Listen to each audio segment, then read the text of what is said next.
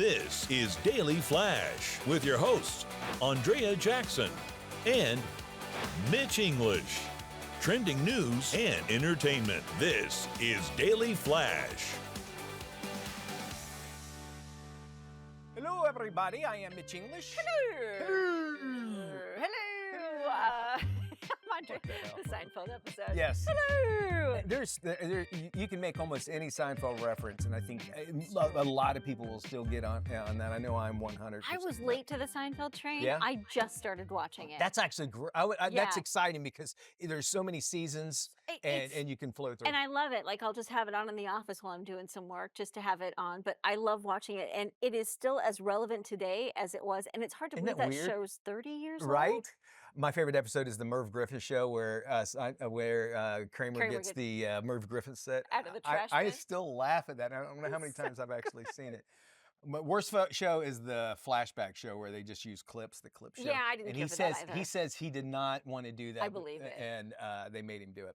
Okay, so there's a new survey out, and whenever we say that, you know that these are good ones. This one is, if there was an alien attack here in the United States, what state would you think would be the perfect state? An extraterrestrial, thank you. Yes, good call. Thank you, Braden. What state do you think would be the best equipped and ready to be ready for any kind of alien invasion? Texas. Texas? What say y'all? I got Florida. Things that they looked at was landscape and terrain, their defense, Hawaii is good, science and medical, and then the food and beverage manufacturing. So meaning like that, they can be able to do that. I see. Okay, gotcha. So taking all of those in, they say that Virginia would be the #1 state. Virginia?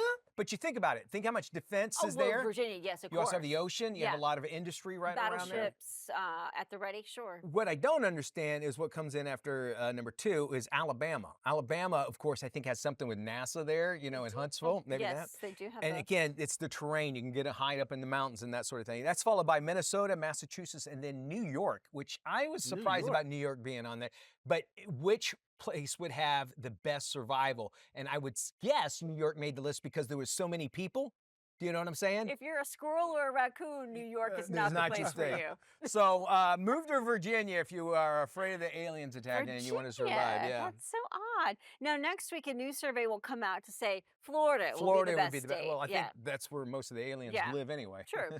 A New Jersey teacher used her body as a human shield to protect a student who was being attacked by a group of teens. This is crazy, man. Check out this video. 56-year-old Kathy Hurley jumped into action when she saw the student being battered by a gang of 5. The video shows the group kicking and stomping on the teen as he lays on the ground. Then you can see the teacher drop to the ground and use her body to protect him.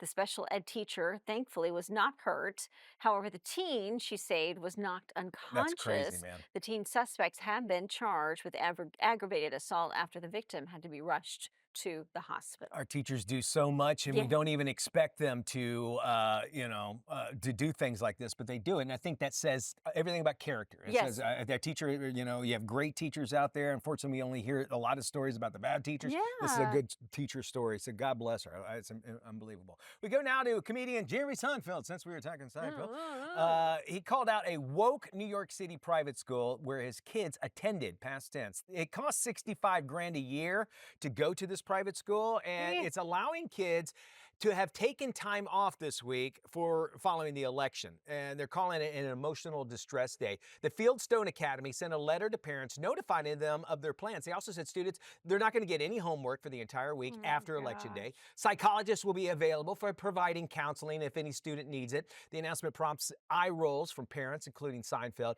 He actually transferred his son to another school just for this reason. And, you don't blame him because it's like, all right, no, now I know what you're teaching my kids, which is just the issues are going to come along and you don't have to do it. What about in real life and real work? I do know that there's companies where people don't have to come in after the election because of the same thing, but that's life, man. It is life. Every day you win and lose a million times a day, Send right? them to public school if you want some real trauma going on. That's I needed some days off from those. Now, that's why we need the day after the Super Bowl off before the day after the. That's some trauma. After the first school Every year. Yeah. Right. That's the campaign. We got more today's trends, tomorrow's talk. You go anywhere, you miss out on that. Stick around. We love having you along.